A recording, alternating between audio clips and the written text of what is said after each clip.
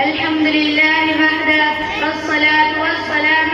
अला मन ला नबिय बाद अम्मा बाद। मेरी इंतहाई गुजारिश यही है, तेरे नाम से इब्तिदा कर रही हूँ। गिरामे कदरे समाई, मुसलमानों का हुक्म है कि हर काम शुरू करने से पहले बिस्मिल्लाह पढ़े, नींद से उठे तो बिस्मिल्लाह पढ़े, खरीदो फरोख्त करे तो बिस्मिल्लाह पढ़े, मेहनत मजदूरी करे तो बिस्मिल्लाह पढ़े, मैदान जंग में हथियार उठाए तो बिस्मिल्लाह पढ़े, दुश्मन के सर पर तलवार जमाए तो बिस्मिल्लाह पढ़े, दुआ के लिए हाथ उठाए तो बिस्मिल्लाह पढ़े, कलम हाथ मिले तो बिस्मिल्लाह पढ़े, किताब की वरगिरदानी करे तो बिस्मिल्लाह पढ़े। गर्ज ये है कि हर काम के आगाज में बिस्मिल्लाह पढ़ने का हुक्म दिया है। आप जानते हैं बार बार बिस्मिल्लाह पढ़ने का हुक्म क्यों दिया है? इसमें एक हिकमत तो ये है कि हमारे जिंदगी के हर कोण पर अल्लाह के नाम की मोहर लग जाए, ताकि ये साबित हो जाए कि हमारा हर काम अल्लाह की रजा के लिए है और हम इस अजीम जात के गुलाम और वफादार हैं। हमें तो हुक्म ये है कि तुम कामिल मुसलमान उस वक्त होगे जब तुम्हारा जीना और मरना, तुम्हारा उठना और बैठना, तुम्हारा सोना और जागना, तुम्हारा पहनना और ओढ़ना अल्लाह के लिए होगा। बिस्मिल्लाह में दूसरी हिकमत ये है कि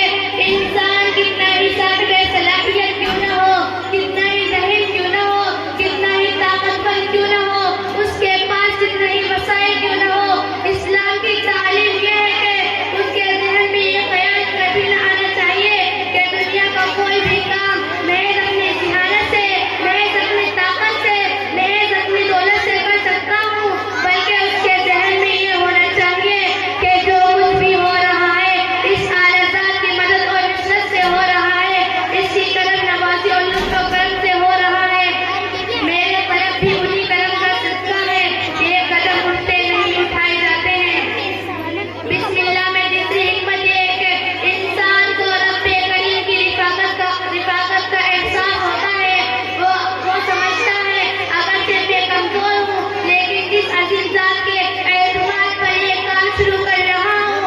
वो कमज़ोर नहीं, बल्कि वो तमाम क़ुव्वतों की खाली हस्ती है। हर चीज़ पर उसका हुक्म चलता है, ज़मीन और आसमान पर उसका हुक्म चलता है, आग पानी हवा पर उसका हुक्म चलता है, पहाड़ और सहरा पर उसका हुक्म चलता है, फिज़ाओं में उसका हुक्म चलता है, इंसानों जिन्नों और फरिश्तों पर उसका हुक्म चलता है, चरिंदों परिंदों दरिंदों पर उसका हुक्म चलता है। वो कादिर मुख्तारिस है, अगर दरिया को हुक्म दे तो वो पायाब हो जाते, अगर पहाड़ों को हुक्म दे तो उनसे चश्मे उबलने लगते, अगर दरख्तों को हुक्म दे तो वो चलने लगते,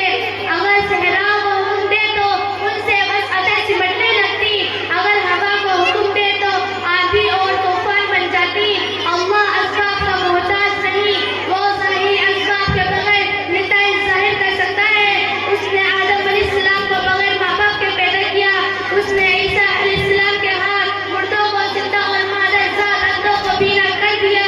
उसने सालेह अलैहिस्सलाम की ऊँटनी को पत्थर से पैदा किया, उसने बनी इस्राइल के लिए दरिया में खुश्क रास्ता बना दिया, उसने अस्हाबे कहफ को 309 साल चलाकर उठा दिया, उसने मछली के पेट में यूनुस अलैहिस्सलाम को जिंदा रखा, उसने हज़रत अलैहिस्सलाम के ज़माने को जिंदा रखा, 100 साल के बाद जिंदा रखा, उसने मरियम अलैहिस्सलाम को बगैर मौसम के फल दिए, उसने यूसुफ अलैहिस्सलाम की कमीज से याकूब अलैहिस्सलाम की बनाई को बहाल कर दिया। लेकिन ये सब कुछ इस कुदरत वाले अल्लाह ने किया। ये माली असबाब तहत नहीं हो सकते, लेकिन वो अल्लाह जो असबाब का खालिक है, वो अगर चाहे तो असबाब को तोड़ फोड़ कर बगैर असबाब के ये सब कुछ कर